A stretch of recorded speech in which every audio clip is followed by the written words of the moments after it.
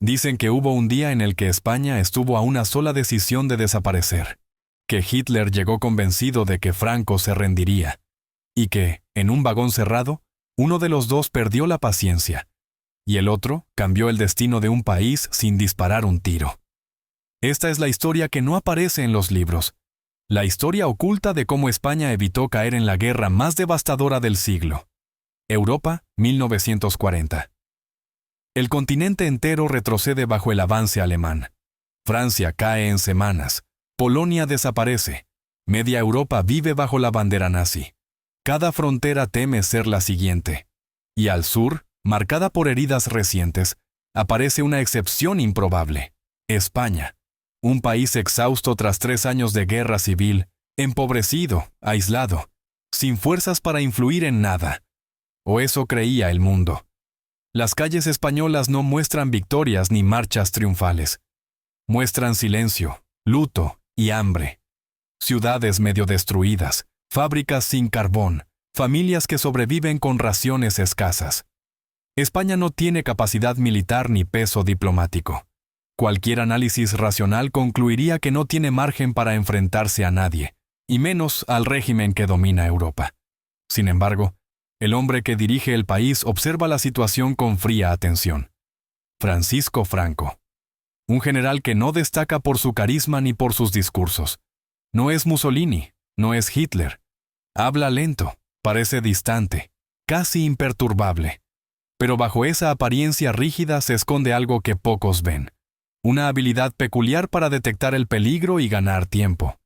Tiempo para que su país, destrozado, pueda respirar un poco más. Desde Berlín, Hitler da por hecho que España será su aliada.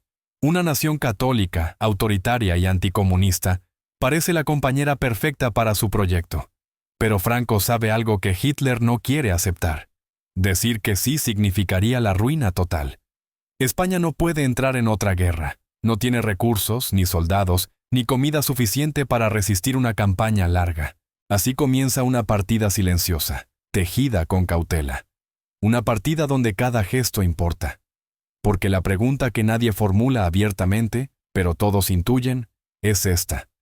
¿Puede un país debilitado, dirigido por un general sin ejército moderno, frenar al hombre más poderoso de Europa, sin desatar su furia? La respuesta empezará a revelarse en un vagón de tren, en la frontera con Francia, 23 de octubre de 1940. En la frontera entre Francia y España, un tren blindado alemán se detiene bajo un cielo gris. No es un encuentro diplomático más. Es una cita que puede arrastrar a España a la guerra, o salvarla para siempre. Hitler baja del vagón con paso firme, seguro de que dominará la conversación. Cree conocer el desenlace antes de empezar. España, débil y aislada, no tiene alternativa. Para él, la reunión será un trámite. Franco aceptará las exigencias del eje. El país entrará en la guerra y el Mediterráneo quedará bajo control alemán. Pero Hitler no sabe que está a punto de enfrentarse a uno de los escasos líderes europeos capaces de frustrar sus planes sin una sola bala. Franco llega con su uniforme impecable. No muestra nervios ni emoción. Entra en el vagón con calma, como si llevara ventaja en una carrera que no ha empezado. Su lentitud desconcierta. Su silencio incomoda. Y eso, precisamente, forma parte de su maniobra. Dentro del vagón, los dos dictadores se observan sin cordialidad. Las puertas se cierran.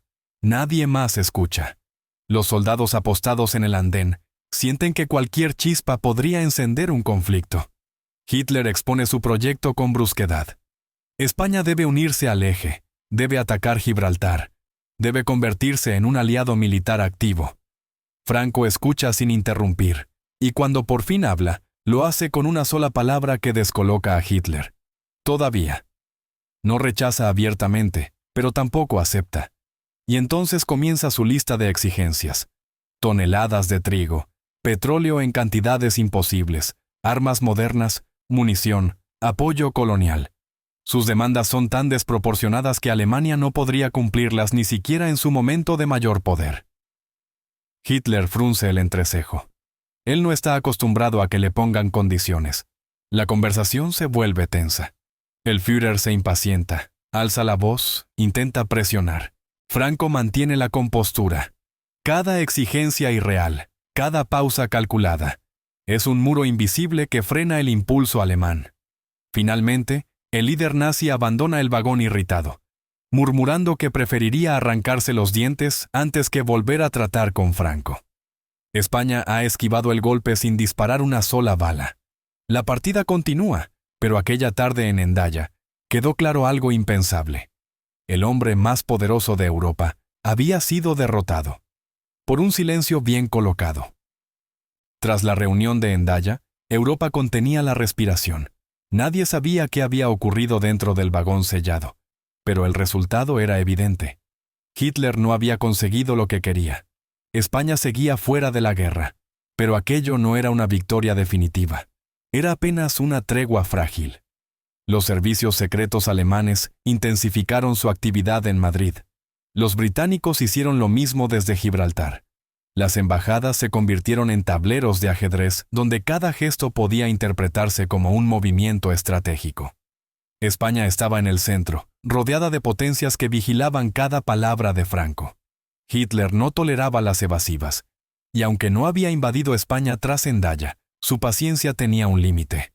Franco sabía que Alemania podía presionar militarmente si percibía debilidad, y al mismo tiempo, sabía que los británicos estaban dispuestos a atacar instalaciones españolas si el país se inclinaba demasiado hacia el eje. El margen era mínimo, el riesgo absoluto. Fue entonces cuando Franco desplegó la fase más delicada de su estrategia: dar señales a ambos bandos sin comprometerse con ninguno. Para mantener calmada a Alemania, autorizó la formación de la División Azul, una unidad de voluntarios enviada al frente ruso. No comprometía al Estado español, pero ofrecía a Hitler una prueba simbólica de cooperación. Era una maniobra quirúrgica, apoyo suficiente para evitar represalias, pero no lo bastante fuerte como para arrastrar a España a la guerra total. Al mismo tiempo, la extrema precariedad del país se convirtió en su argumento más sólido. Franco repetía una y otra vez que España estaba demasiado devastada para combatir. Y era cierto. Escasez de carbón, transporte colapsado, fábricas a medio funcionar, población exhausta. Esa debilidad, que en cualquier otro país habría sido una catástrofe, se transformó en un escudo político. Mientras tanto, los aliados vigilaban desde el estrecho. Si España daba un paso en falso, Gibraltar respondería. Londres tenía planes detallados para bombardear puertos y refinerías españolas si el régimen se alineaba con el eje. La amenaza era real. Y entonces llegó la noticia que cambiaría todo. Alemania empezaba a perder terreno. Por primera vez, el gigante mostraba señales de agotamiento. Y en ese instante, España comprendió que su supervivencia dependía de un nuevo giro. Uno que debía ejecutarse con precisión absoluta antes de que fuera demasiado tarde. A comienzos de 1942, el mundo empezó a cambiar sin que muchos alcanzaran a comprenderlo. Alemania seguía ocupando media Europa, pero su maquinaria militar comenzaba a oxidarse. En el norte de África, Rommel retrocedía. En el Atlántico, los submarinos enfrentaban pérdidas crecientes, y sobre todo en Stalingrado, la guerra se convertía en un pozo sin fondo. Por primera vez, Hitler ya no avanzaba. Por primera vez, se veía obligado a resistir. Para Franco, aquel cambio no era solo una noticia militar, era una señal. El equilibrio que había mantenido con tanto cuidado estaba a punto de romperse. Si el eje caía, todo país que hubiese apoyado a Hitler quedaría marcado, y España, pese a su neutralidad oficialmente proclamada, tenía demasiadas sombras: la División Azul, el comercio de wolframio, las conversaciones de Hendaya. Había llegado el momento de ajustar el rumbo, sin levantar sospechas. Lo primero fue limitar discretamente el suministro de wolframio, un material crucial para la industria bélica alemana. No rompía el acuerdo, pero complicaba cada envío. Berlín presionó, exigió, protestó. Franco respondió con retrasos administrativos, fallos técnicos, problemas logísticos. Cada excusa era un ladrillo que levantaba un muro invisible entre España y el eje. A la vez, el acercamiento de los aliados se intensificó. funcionarios británicos y estadounidenses visitaban Madrid con más frecuencia. No venían con amenazas, venían con propuestas. Para ellos, España podía convertirse en un freno contra la influencia nazi en el Mediterráneo. Pero Franco sabía que un movimiento demasiado evidente podía desatar la furia alemana. Mientras tanto, la población española vivía una realidad implacable. Colas para conseguir aceite, carbón escaso, ciudades oscuras, trenes detenidos por falta de combustible. Era un país agotado, pero también un país que no ardía bajo los bombardeos, un país que observaba la guerra desde la distancia, y esa distancia era un tesoro que debía protegerse a cualquier precio. A medida que el Reich retrocedía, Franco dio el siguiente paso. Comenzó a distanciarse diplomáticamente del eje. No lo anunció. No lo proclamó. Simplemente dejó que los hechos hablaran. España ya no caminaba junto a Alemania, pero tampoco podía darse la vuelta de golpe. La maniobra debía ser lenta, precisa y silenciosa, porque un error, solo uno, podía arrastrar al país a la misma destrucción que consumía Europa. A medida que el Tercer Reich empezaba a desmoronarse en Rusia y en el norte de África, una pregunta recorría Europa. ¿De qué lado estaba realmente España? Para muchos, la respuesta parecía contradictoria. España enviaba voluntarios al frente ruso, pero evitaba comprometer su propio ejército. Vendía wolframio a Alemania, pero cada vez más lentamente. Declaraba neutralidad, pero mantenía discursos ambiguos. Era un rompecabezas que nadie lograba descifrar. La División Azul era el ejemplo perfecto de esa dualidad. Para los nazis, simbolizaba apoyo. Para Franco, era un gesto controlado que mantenía a Hitler calmado sin involucrar al país en la guerra total. Cada soldado que marchaba hacia el este era una pieza más en esa maniobra arriesgada. Cumplir sin comprometer, tranquilizar sin obedecer. Pero esta estrategia tenía un precio. Londres había advertido claramente que un movimiento español a favor del eje provocaría una respuesta inmediata desde Gibraltar. Los británicos tenían planes detallados para bombardear refinerías, puertos y vías férreas clave. España, todavía frágil y sin recursos, no habría resistido un ataque de esa magnitud. Al mismo tiempo, Berlín aumentaba la presión. Hitler necesitaba desesperadamente wolframio para su industria armamentística, y España era una de sus pocas fuentes fiables. Los alemanes exigían más envíos, más rápido, sin excusas. Pero Franco continuaba administrando el mineral a cuentagotas, retrasando pedidos con argumentos técnicos y limitando su impacto. Esta doble amenaza, la presión silenciosa de los aliados y la impaciencia creciente de Alemania, creó el momento más tenso del régimen. Franco debía moverse sin margen de error. Un solo gesto mal calculado podía convertir a España en un campo de batalla, arrastrándola a una guerra para la que no tenía ni recursos ni voluntad. Entonces, ocurrió lo inevitable. Los aliados comenzaron a avanzar con fuerza. Italia se tambaleaba. Las fuerzas británicas recuperaban terreno. Estados Unidos entraba con todo su poder industrial y militar. El mensaje era claro. El equilibrio europeo estaba cambiando de dueño. Franco lo entendió de inmediato. España debía alejarse del eje si quería sobrevivir al final de la guerra.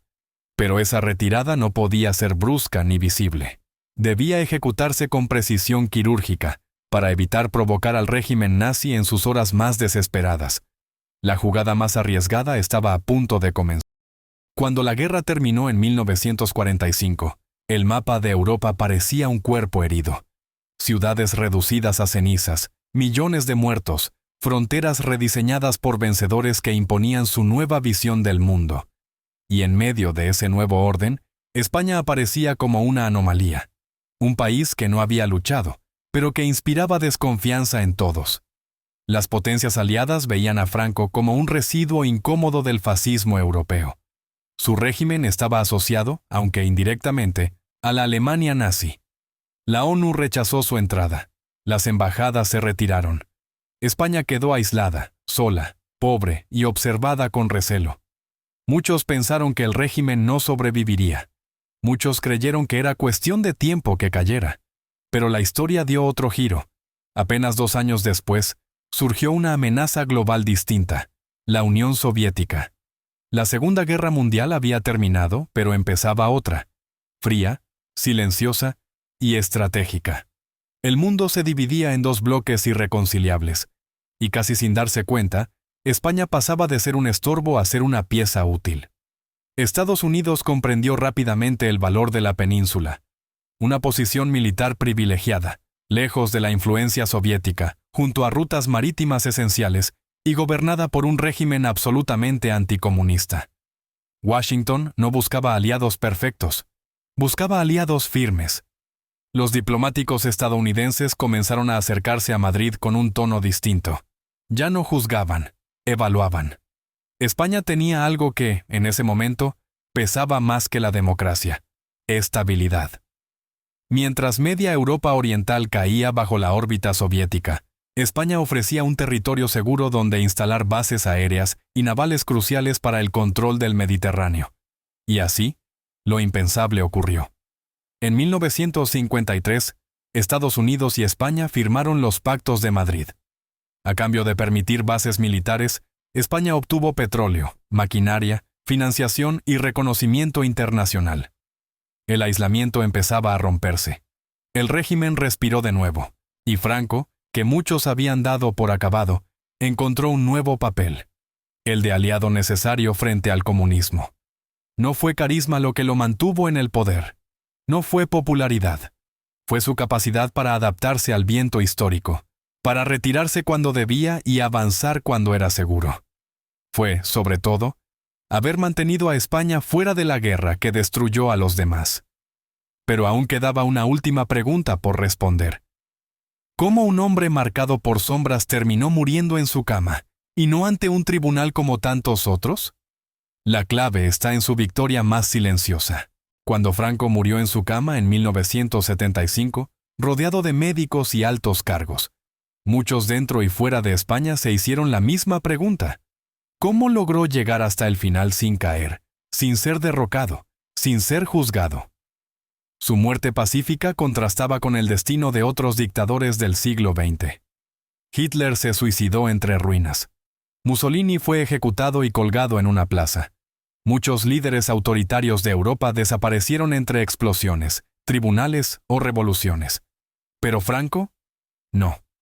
Franco sobrevivió a todos. La respuesta no está en la fuerza militar, ni en una economía poderosa, ni en un carisma extraordinario. Está en algo mucho más simple y al mismo tiempo más difícil: la capacidad de evitar la guerra. España, arruinada tras la guerra civil, habría sido destruida si se unía a la contienda mundial. Sus ciudades estaban frágiles, su población agotada, su industria casi inexistente. Pero contra todo pronóstico, el país logró mantenerse fuera del conflicto más devastador del siglo. Esa distancia, esa ausencia del frente, de los bombardeos, de la ocupación, marcó la diferencia. ¿España sufrió hambre, aislamiento, represión? Sí, pero no sufrió la aniquilación que devoró a gran parte de Europa. Mientras el mundo cambiaba, Franco supo moverse a la sombra. Cuando Hitler era imparable, lo calmó sin entregarse.